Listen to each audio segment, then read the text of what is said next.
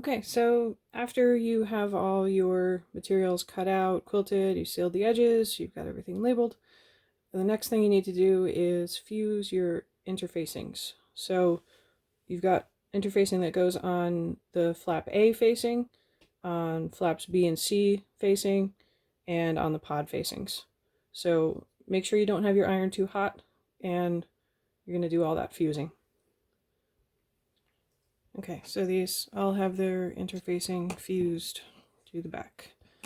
Okay, so you can set those aside for now, and next up we're going to work on the earring bar. Okay, so to make the earring bar, you need that vinyl mesh, the stiffer mesh. This is not the mesh that you use for pockets on a lot of bags. This is a different product. Again, I'll put the link in the description so you can get this. So this is to hook your earrings onto. This goes inside the lid of the case. And what we're going to do here is we have 4 pieces of straight binding. This is not bias binding. Okay, so you have 2 shorter pieces of binding that go on the short ends. We're going to put those on first. And then you have 2 longer pieces that are going to go on the top and the bottom. So the binding that goes on the top and the bottom of this is going to extend past the edge of the vinyl. Okay, it's supposed to be like that. So with straight binding, you can press it. You're not supposed to press bias binding, but straight binding you can press, it's fine. Or you can choose not to. Either way is fine. So what I do before I apply this is I fold it in half the long way with the wrong sides together, and I press it. Okay, so hopefully you can sort of see how this is going to fit together. So I've pressed my binding in half. You don't have to press it. You can just fold it if you want. But you should have the right sides showing. So on each piece of binding, there is the folded edge and there's the raw edge. So what you want to do is, now this vinyl doesn't have a right side and a wrong side, but before you do this, you have to sort of decide which side is going to be the wrong side and then stick with that through this set of steps. Okay, so we're going to take that raw edge of the binding and line it up with the raw edge of the vinyl. And then we're going to sew this down with a 1/4 inch seam. Okay, so I've got that first short piece sewn on. And now what I'm going to do is roll this around the edge. And I'm going to top stitch this down as close to the folded edge of the binding as I can get. Whenever you're doing binding like this, your goal is to have this top stitching on this side come out exactly the same on the other side. It takes tons and tons and tons of practice. So if it doesn't come out perfect on your first go, try not to get annoyed at yourself. Okay? Give yourself a chance to practice and you will get better. Okay, so I'm going to go ahead and top stitch that down, and then I'm going to do the same thing with the short binding on the other end.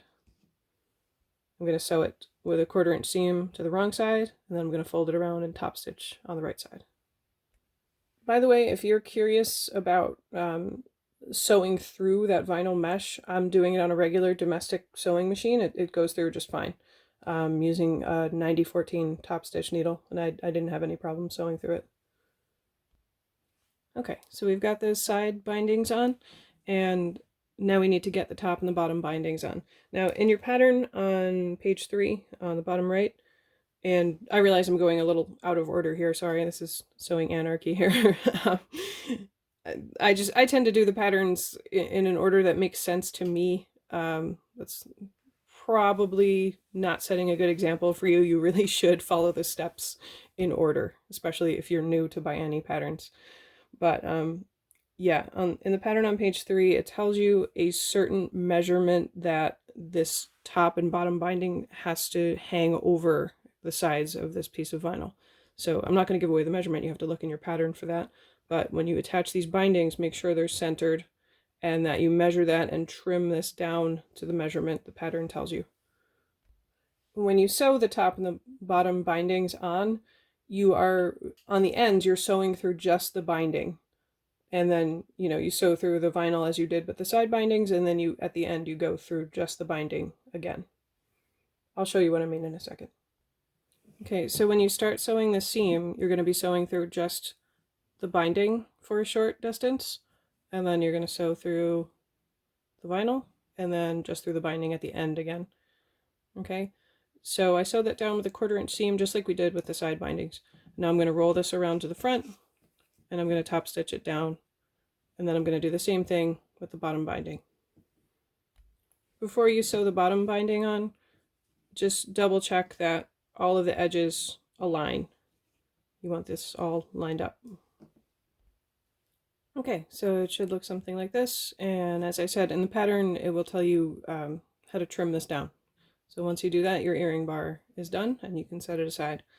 So next up, we're going to work on the handle. Okay, so for the handle, you will need a piece of coordinating fabric and a piece of soft and stable. So the basic idea of the handle is we're going to be doing some pressing to create creases, and then we're going to fold along the long sides in, and then the piece of soft and stable goes inside, and we're going to fold it back up, and then we're going to top stitch it. Okay, so let me walk you through that step by step. And in the pattern, I am on page 3.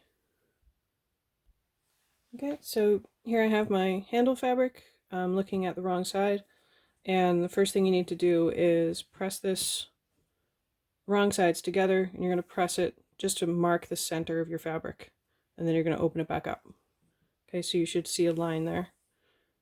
Okay, and then you're going to bring the bottom edge up to that line that you just pressed, and you're going to press this, and you're going to bring the top edge to that middle line and press this.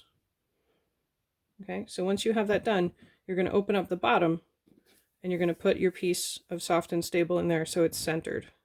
So your soft and stable piece is a little bit shorter on each end than your handle, or I guess it's wider if you're looking at it as it's on the bag. Okay, so you're going to tuck that in there, and then you're going to fold this piece of fabric back up over it. Now, this creates a tiny little bit of bulk, but it's soft and stable, so you can squash it down, and you want to make sure you keep that fold as sharp as you can. And then you're going to fold this up, and you might have to fiddle with it a little bit, but you want the two folded edges to stay aligned. Okay, and if you want to use wonder clips to keep this in place, that's probably a good idea. And then what you want to do next is you're going to top stitch around all 4 edges of this. What I do, and this is a tip from Annie, this is a great tip, you want to sew this side first, where you are trying so hard to keep those 2 folded edges aligned. So you're going to sew that first, and then continue top stitching all around. Okay, so that was pretty simple. The handle is done, and you can set it aside. Okay, so the next set of steps mostly applies to the bottom strap, the pod loops, and the zipper pulls. I don't have the zipper pulls pictured here because this is actually a commission piece that I'm working on, and the customer asked for something else to be used as a zipper pulls. But these are all basically made the same way. The only thing that's a little bit different is for the bottom strap, one of the ends is going to be exposed. It's not going to be sewn into a seam, so we need to finish off the end of it nicely. So the pattern tells you how far to fold this in, but you're going to fold in one end to the wrong side and press it before you do the other steps. Okay, so I finished off one end of the bottom strap, and now what I'm going to do is, this is pretty similar to how we did the handle. We're going to fold this in half the long way with the wrong sides together and press to mark the center, and then we're going to fold this up to the center and press it, fold this down to the center and press it. Okay, once I have that pressed to mark the center, and then I've pressed the top and the bottom to the center, I'm going to fold the whole thing in half the long way and press it one more time. This starts to get a little fiddly, so when you're pressing, be careful not to burn your fingers. Ask me how I know. And then once you do that, you're going to top stitch all around all the edges. Okay, so that's the bottom strap, and you can follow very, very similar steps to create your pod loops and your zipper pulls. Okay, so all the components are made, And in the next video, we're going to start working on installing the zipper that goes on the outside of the bag.